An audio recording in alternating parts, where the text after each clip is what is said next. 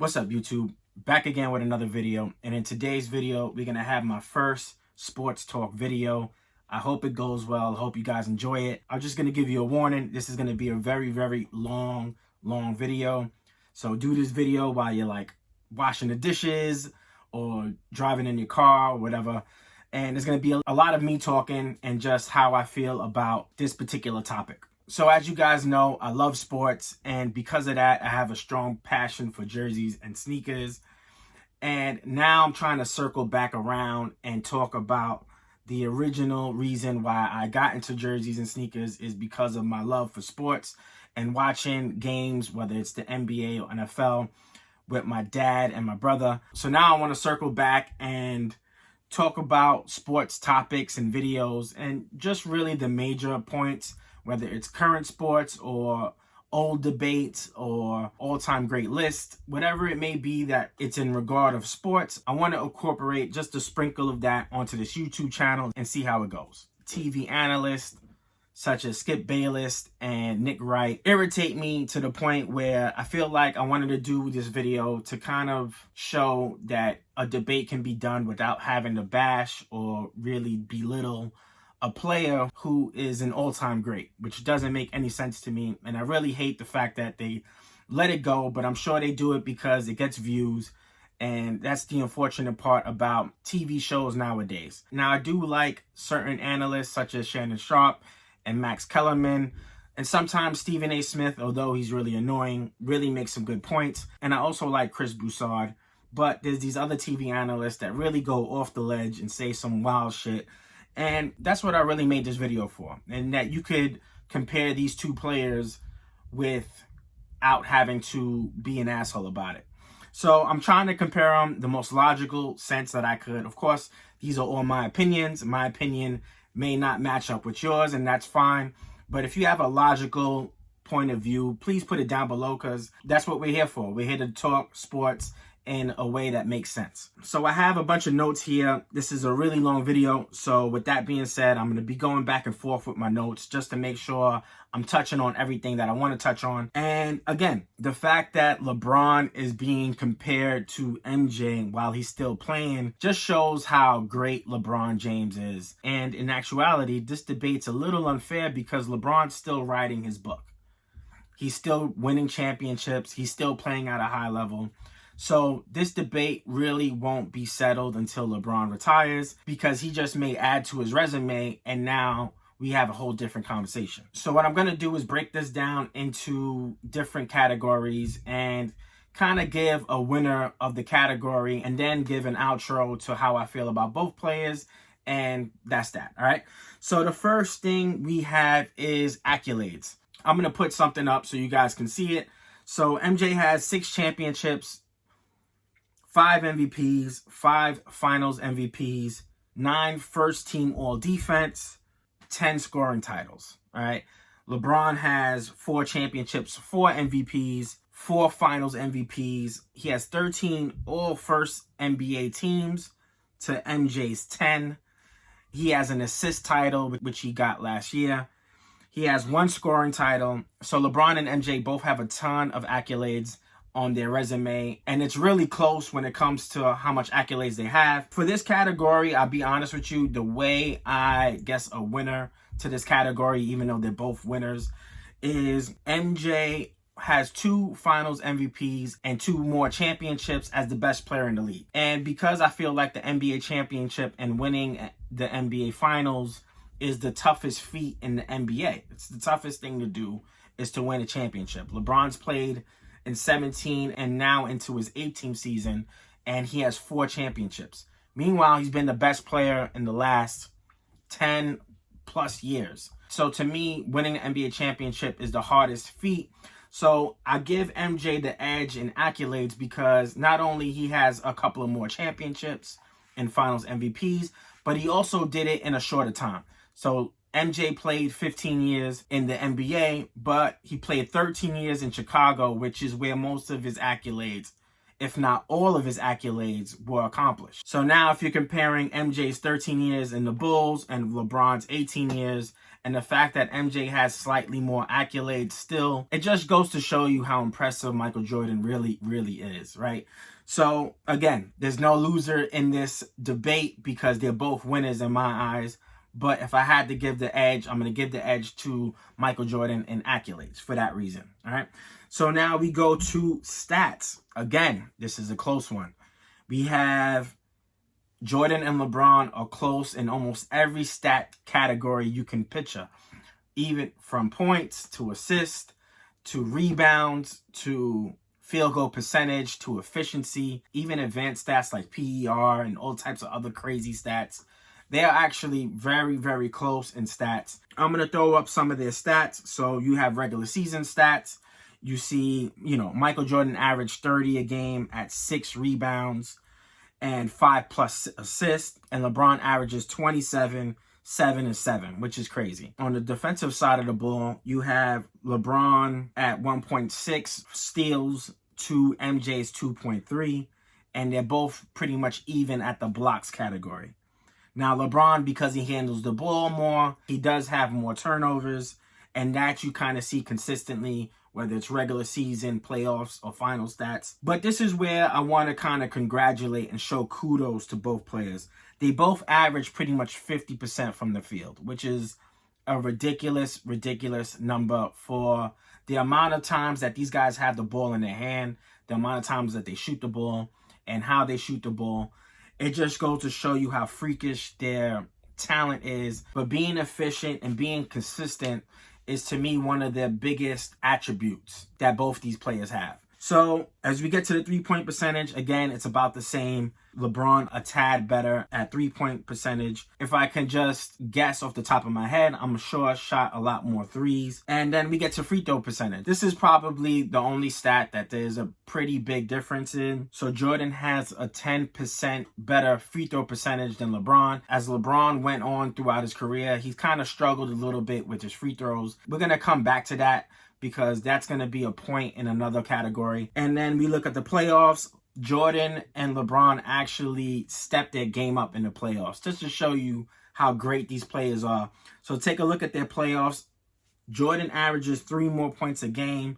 LeBron averages 1 more point a game. But you see LeBron's rebounds go up. You see Jordan and his rebounds and his assists go up as well. So both players actually stepped their game up. But they both still shoot about the 50% mark, which is insane. And then we get to the finals statistics. And as you see here, you have Jordan again averaging 33 a game in the finals to LeBron's 28. LeBron then now steps it up to 10 rebounds a game during the finals, which is just sick. And then you have Mike averaging 6 and 6. So pretty much what we're getting here is Michael Jordan's averaging a little bit more in points, but LeBron has a little edge in rebounds and assists. And as far as steals and blocks, again, you have it dead even pretty much at the blocks category, with Mike averaging a little bit more steals. But where we're not looking at, and this is a testament to LeBron's total longevity, which is my next category. LeBron is going to try to do something that has never been accomplished before. In fact, his stats now has never been accomplished before, where he can get 40,000 points, 10,000 rebounds, 10,000 assists. Now, I know that's more on the longevity side of things, but because those numbers are so freakish, I have to include that in some sort of way. Michael Jordan had a little bit better stats, when you're including playoffs, regular season, and finals. And although LeBron is just right there with him, but the fact that LeBron's total stats are really just out of this world, I'm giving this category a tie. I know that sucks that I'm giving it a tie. There's no clear winner. To me, Jordan's done a little bit better on average, especially when you include playoffs and finals, but total stats, and again, that's a testament to LeBron's longevity, which is what we talk about next. All right. The next category is longevity, and this one isn't really close. So LeBron at year 18 still playing at a high level, and you just have to tip your hat to LeBron that he's been able to keep himself relevant and elite, even though the NBA has changed, the NBA rules have changed, teams have changed, But LeBron is just that good that he's still playing at an elite level in year 18. And before he got injured, he was actually an MVP this year. So with that being said, LeBron wins this, no problem. I'm going to throw LeBron's stats up. And as you can see, from year 2004 to 05, all the way down to 2020, 2021, LeBron never averaged less than 25 points a game. He's had a 17-year run where he's averaged 25 points and more a game, which is ridiculous. And as you can see on the assist column, he's actually never averaged less than 6 assists in a season other than his rookie year. And rebounds, he's never averaged less than 6 rebounds a game. So again, LeBron has been super freakish, and his longevity is just unmatched by any player in history. Now, I do want to touch a little bit on Michael Jordan and his longevity. All right. So Michael Jordan played 13 years with the Bulls. We're going to talk about the Washington Wizards years. I don't want to get rid of the Washington Wizards years because they are a part of Michael Jordan's history. So let's talk about it. All right. So we have a situation in 98. He retires, but Michael Jordan retired at 35. So he was already on the older side of things basketball wise. And just to give you context, LeBron James is 36. In year 18, Michael Jordan was 35, winning his 6th championship. So now we fast forward, we go 4 years later. Michael Jordan decides to come back from retirement for a second time. And now he's playing for the Washington Wizards. So he's 38, 39, 39, 40 during these 2 years that he played for the Wizards. And I have to say, Michael Jordan did a lot better than I expected. There was times his fatigue and his legs and his knees just wasn't holding up to what he used to be. But he was going head to head with some of the best players in the league. Like if you see Michael Jordan Wizards stats or highlights, he was going head to head with Tracy McGrady, with Vince Carter, with Kobe Bryant. Now, Kobe Bryant gave him 55 during one of those games. But if you look at the other games were fairly close. So it's not like Michael Jordan was getting wiped off during his Washington years. He had battles with Paul Pierce. He was holding his own. Of course, he would be the oldest player to ever score 50 points. He would be the oldest player to ever score 40 points. Stuff like that was just incredible to see. And he's doing this at age 39, 40 years old, which is crazy. So I did want to touch on him playing as a Wizard because a lot of people either totally use it against him or a lot of people totally try to eliminate those years. But those years did show how great Michael Jordan was, just in a different way. So we're going to move on to the next category, and we're going to talk about basketball talent. Now, offensively, both these players are elite scorers. And one thing I want to debunk that the TV media wants to throw out there, LeBron is a pass-first player, and he's not. He's an elite scorer, and what makes him so damn good is that he's an elite scorer, but he's also a really, really great passer. So it's almost something like we've never seen before. When you think of pass-first players, you're thinking of Magic Johnson, John Stockton, Jason Kidd. These guys were averaging, other than Magic, who'd average about 19 a game, John Stockton and Jason Kidd were averaging 10, 12 points a game. But they were averaging 10, 12 assists a game as well. So those are pass-first players, in my opinion. LeBron is a scorer first, who just really, really good at passing. So that's the first thing. The second thing I want to mention about their offense, to me, the biggest comparison I can compare this to is if I'm using current NBA players, Michael Jordan is more Kevin Durant and Giannis is more LeBron James. Now, LeBron James does have more weapons in his offensive arsenal than Giannis, but he's a lot like Giannis where he was bigger, stronger, faster than you, and almost impossible to stop him from going to the rim. He also developed a mid-range and a three-point shot, and LeBron's always had a pretty good jump shot. I don't think he gets enough credit for having a good jump shot as good as he does. When you look at Michael Jordan, he has absolutely no weakness from the three-point line and in. And he was an above-average three-point shooter. LeBron and MJ are close as far as three-point shooting is concerned, but both players even averaged up to 40% from the three-point line, which is crazy. So if you take a look at MJ has no weakness, and I think He's the best all-around offensive scorer the game has ever seen. He can shoot mid-range and may be one of the greatest mid-range scorers in league history. He had one of the best post-up games in league history. He can drive to the hole. He can finish. He's athletic. He had no weaknesses on the offensive end. And again, not trying to knock LeBron, but one of the things that MJ was really, really good at is free throw percentage. And that's something where LeBron does struggle. And I would also say LeBron is a different type of player where the ball has to really come through him and then players play off of him, where Michael Jordan is probably a better system player. If you throw him in a system, he would adapt and he would score within that system, where I think LeBron James is the system, and sometimes that can hurt his teammates, as you can see with Kevin Love, Dwayne Wade, and Chris Bosh. Some of these players had to really down their game a little bit because LeBron James' style of play is more ball dominant. Now, passing. So this one probably is not close as well. LeBron is a better passer. He's a more willing passer. He just won assist title in year 17. I mean, that's incredible. And he did that while still averaging 26 a game. But that's not to say that MJ wasn't a good passer. I think he was a good passer. I think he's a skilled passer. I think he was a passer when it was necessary. But the fact that LeBron is a more willing passer and a more skilled passer, I think this category is pretty much to LeBron James. So as we go to defense, another thing that I want to address is you hear all the time, well, LeBron James can guard multiple positions. Okay, well, Kyle Kuzma can guard more positions than Tony Allen. And Tony Allen is one of the all-time great defensive players ever. Just because Kyle Kuzma has the height and the speed to keep up with more positions doesn't make him a better defensive player. I say that to kind of segue into what I'm going to say now, is LeBron is a more versatile defender in the sense he can guard multiple positions, but Michael Jordan is the most elite defender probably of his position ever. So to me, Jordan is a better on-ball defender and he's a better off-ball defender.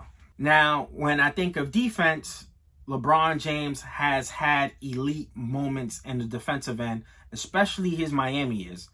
And to me, his Miami years was his best years in total because defensively, he brought the effort every night. Now, when he got back to Cleveland, there were some moments where defensively, he may have not been as engaged or didn't have the energy to provide on the defensive end. So you saw some lackluster moments defensively, but LeBron Miami was an elite defender and probably should have won defensive MVP in 2012-13 and would have been in the same category as MJ and Hakeem, who both won MVPs and defensive MVPs in the same season. Now, if you take a look at the stats defensively, they actually average about the same blocks. And with Dwayne Wade being very close, I think Michael Jordan's the best blocking shooting guard I ever seen. But the steals is where Michael Jordan really separated himself, and he was a steals title leader in a couple of seasons where he would average 3+ steals a game. And in the year he won Defensive Player of the Year, he averaged 3.2 steals and 1.5 blocks, which is insane from a shooting guard position. And again, in my opinion, I think Michael Jordan is the best two-way player I've ever seen. I think Hakeem Olajuwon is really, really close. And right after that, but as far as playing defense and offense, MJ dominated on both sides like I've never seen any player before. So in this basketball talent category where I'm picking offense, passing, and defense, I'm giving it to Jordan. I think Jordan's the most talented basketball player we ever seen. Competition. This is another thing that I wanted to address. And this one's pretty interesting. I think the teams MJ faced were a bit underrated. And although I think the 2017-18 Warriors are the best team, whether we're using MJ's opponents or LeBron's opponents, I think the 2017 Warriors were the best team. I also think the 2020 Heat was the worst team out of all of those teams.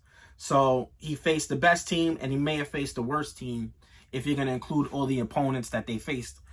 But I want to talk a little bit and debunk some of these things that Michael Jordan didn't play the competition that LeBron James played. Well, let's go back to 1990, right? 1990, you had a 30-year-old Isaiah Thomas. You had a 26-year-old Joe Dumars. You had Dennis Rodman, who won back-to-back Defensive Player of the Year awards in 90 and 91. And the group and the team in itself was still fairly young. So Michael Jordan, yes, they lost to the Pistons 3 years in a row. They took them to Game 7 in 1990. But in 1991, the Chicago Bulls swept them, and they became irrelevant after that. After that, the Knicks beat them in the playoffs. So to say that the Pistons were old and not competitive anymore is fictional. They were still in their prime. And just to show you they were still in their prime, Isaiah Thomas was 30 years old. Well, Michael Jordan was 30 years old when he won his first repeat. He was 30 years old in 1993 when he retired his first time. So Michael Jordan was still in his prime at 30. Isaiah Thomas, you're not in your prime at 30 anymore? Okay, no problem. So that's the 90 Pistons. We're going to get to the 91 Lakers now. Magic Johnson was second in MVP voting when the Lakers played the Bulls in the 91 finals. James Worthy was an elite small forward during that time period. So they had their 1-2 punch, and then Magic Johnson was such a good overall team player, he's going to make players better. And Magic Johnson was still in year 10 or 11 during that season. So it's not like he was old. So with that being said, Magic Johnson was still relevant in 1991. Again, you get the narrative. Magic Johnson was old, he was this, he was that. You know, that's not the case. 1992, we got the Trailblazers. Drexler was the second best shooting guard in the league and was also second in MVP voting. You had Terry Porter, who was an all-star. You had Buck Williams, who was an all-star. You had Cliff Robinson, who I believe won Sixth Man of the Year. And then you had Danny Ainge and Jerome Kersey. I know these are players you don't know now, but the fact is these players were relevant for that time period. And then we get to the 93 Suns. You have MVP and Charles Barkley. You had Kevin Johnson, who is one of the most underrated point guards in history. If you guys don't know about Kevin Johnson, Google him up, YouTube his highlights. He was crazy nice. But then you had Dan Marley, who was an all-star caliber player, and I believe made the all-star game that year, as well as Kevin Johnson. You had Cedric Ceballos, who also was an all-star or borderline all-star caliber player, but did make one all-star team. You had Tom Chambers, who was a multiple all-star player. And then you had guys like Danny Ainge and Richard Dumas coming off the bench. Those teams, I don't think, get enough credit for being good within that time period, but they were solid teams. They were really good teams. But LeBron faced elite competition as well. And in this category, because it's so hard to compare eras, not only you're comparing teams from that era, but the style of play is difficult to gauge, because the style of play now is a lot different from the style of play then. So because of that, it's very difficult to say, well, this person played against this type of competition. But I will say this about this category, and this is a freakish stat.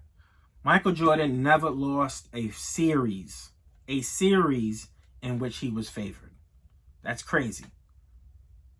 Michael Jordan never lost a series in which he was favored. Now, not to blame or say LeBron was at fault, but we do have 2011 finals. But there's been times that LeBron's been favored and the team didn't win. All right. And that's not a knock on LeBron. That's not against LeBron.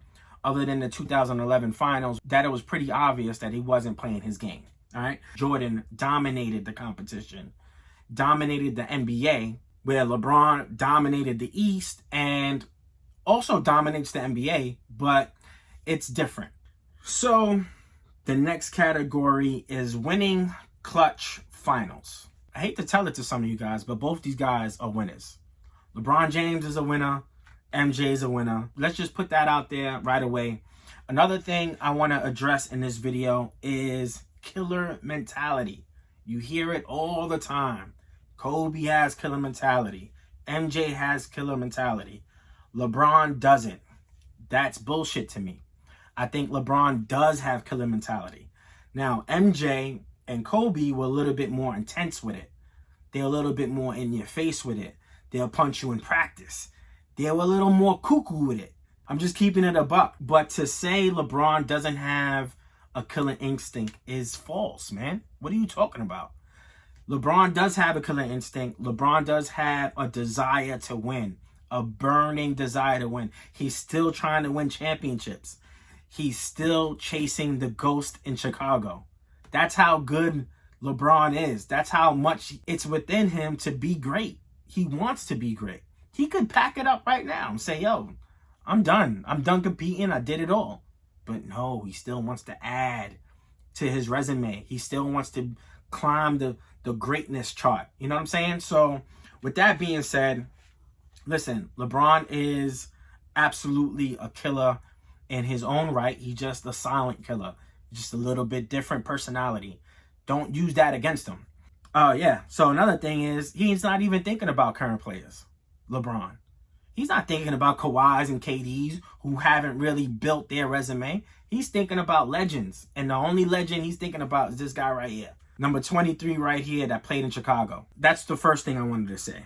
Another thing that was mentioned is the 4-6 finals record. Well, if you take a look at it from the outside, yes, 4-6 doesn't seem so impressive. Okay, no problem. But 2 of those finals, he shouldn't even been there. The 07 finals, when he played against the Spurs, he brought the bummiest Cavs team that you could possibly bring to the finals. And then in 2017-18, he brought another bummy Cavs team that should have never been to the finals. And then he faces elite competition in the West, and they smoked them. Well, that's not LeBron's fault. And it shows how good LeBron really is. Now, him taking these teams to the finals doesn't equal championship. But at the same time, it's not a loss to me on his resume. He's bringing these teams to the finals. 2015 is another finals where it's not against LeBron. You have Kyrie Irving, who gets injured in game 1 of the NBA Finals. You have Kevin Love, who gets injured in the beginning of the playoffs. So he has his second best player and his third best player out in the first year in Cleveland going into the finals. And we're going to use that against him? I think that's tough to use it against him. So right there, you have 3 finals with an asterisk of him losing. The fact that he's been able to get to the finals 9 straight times was ridiculous. And this is not to be critical of LeBron, but in 2011, he played a shitty finals. And you hear him say it all the time. I wasn't myself. I didn't show up. Michael Jordan never had that moment. I mean, not to use it against LeBron in that way, because I fuck with LeBron. But MJ never had that moment. Never had a moment where he averaged 17 a game in his prime and didn't show up to a finals. I want to talk about Jordan a little bit. So you get these NBA analysts and, you know, they're LeBron stans and they want to root for LeBron and show that LeBron is so much better than Jordan, that they come up with this saying. They say, well, Michael Jordan never won anything without Pippen, which is true. In context, it's true. And you do hear Michael Jordan say that. And I give MJ a lot of credit, whether it's The Last Dance, whether it's his Hall of Fame speech. The first thing you hear him say is Michael Jordan never won a championship without Scottie Pippen. I don't want to devalue Scottie Pippen, but let's be clear. When Scottie Pippen came into the league, he was below average. He averaged 7 points a game in 87-88, and in the playoffs, he averaged 10 points a game. So it's not like Scottie Pippen came into the league, LeBron James, and started helping MJ winning playoff games all of a sudden. MJ was the guy, and MJ had to mold Scottie Pippen to become the player that he became. And between Michael Jordan and Phil Jackson, they created Scottie Pippen, who became one of the most versatile defenders and great all-around basketball players the NBA has seen. But before that, he was a project. He didn't come into the league guns blazing and a superstar. The thing is, well, he never was able to get out the first round because he never had Scottie Pippen. Well, that's not true.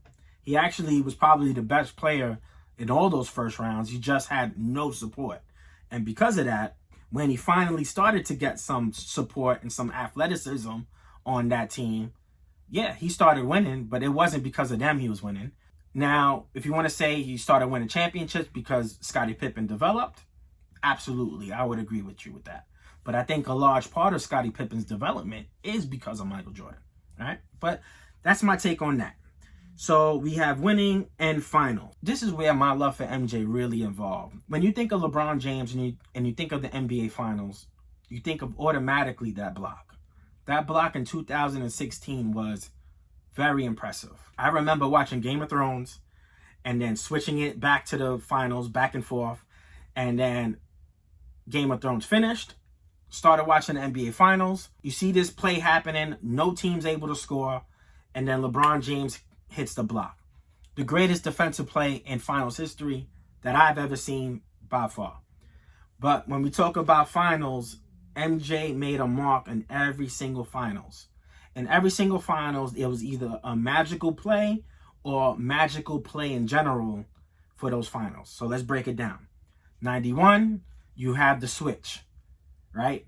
Not only that, he averaged 32, 11 assists, 7 rebounds a game in that NBA Finals. 11 assists, guys. This is against Magic Johnson. I don't know if this was trying to beat Magic Johnson in assists, but this is against Magic Johnson. He's averaging those crazy stat lines, but he had the switch. 92, game 1 against the second best shooting guard in the league. He has 35 points in the first half on 6 3-pointers. The shrug game. We all seen it before. In that same finals, he averaged 35 a game. He had 46 points in game 5 when it was tied 2-2. He was the deciding factor in that finals.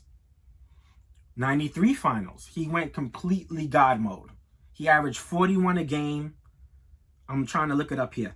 He averaged 41 a game, 8 rebounds, 6.3 assists. Complete God mode. Like, we've never seen a finals like that before. The 96 finals was by far, to me, his worst finals, but he had such an incredible season that year. That's the most epic season ever. 72-10, and then he finishes it off with a championship. And then the 97 finals, another showcase of his greatness. In game 1, he hits a buzzer beater. And then in game 5, again, tied at 2-2. In game 5, he has pizza food poisoning, which now we all know about. And he is the best player on the court, almost dead. If you guys seen that game, like, some of you guys may have not seen that game live. He looked like shit, bro. Like, he looked like shit from the start. It was crazy. And then 98, he caps off the greatest, to me, the greatest run in NBA history and cemented his spot as the greatest player ever. 98, man. You know, the last shot. So, again, both of these guys were extremely impressive in playoffs, finals, regular season. And now we're going to talk about the final category, which is legacy. Now, MJ painted his legacy on the court. He dominated so much on the court, wearing these shoes, and the next thing you know, 35 years later, we have a Jordan 35. We have the same sneakers re-release, and you have guys like me who eat this up and buy them every single time because we either remembered when MJ played in them, we wanted to have them when they first released, but wasn't able to, so now we're able to obtain them. And this is a piece of our childhood. And if you guys don't know anything about your childhood, anything you love in your childhood sticks with you forever. I want to say something about the 6-0. I hate when people just throw it out there as if that's all they need to say. Like, there's not more context to his story. No, 6-0 isn't just the end-all be-all for an argument. But when you think of 6-0, and you think, well, he won Finals MVP all those years. Magic didn't do that. Kareem didn't do that. Well, he was the best player in the league all those years. He won 2 3-peats. Bird didn't do that. Isaiah didn't do that. Magic didn't do that.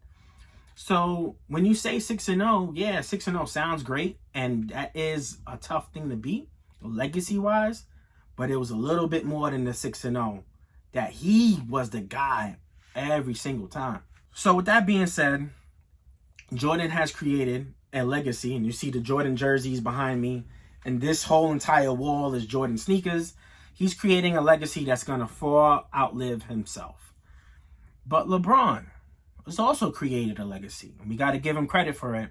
Not only he's created a legacy on court, but he's created a legacy off court. I mean, LeBron James is giving kids free education for college. Kids that wouldn't have that same opportunity. So although they're going in different paths and they are different players, LeBron is creating a name for himself. MJ has already created a name. Both of these guys have a legacy that's really unmatchable. And I'm really glad to watch both of these players. I saw MJ from the 90s. I've seen LeBron throughout his whole career. And it's just been incredible to see these two players play. And both of these guys are in my top 5 all-time list. And I have to say, that is the end of the video. I appreciate all you guys for watching this video. I know this is an extremely long video, and I'm sorry for that. But I had to throw this out there. I had to give this a shot on talking about sports, something that I love and that I care about. So with that being said, I appreciate you guys. We out. Peace.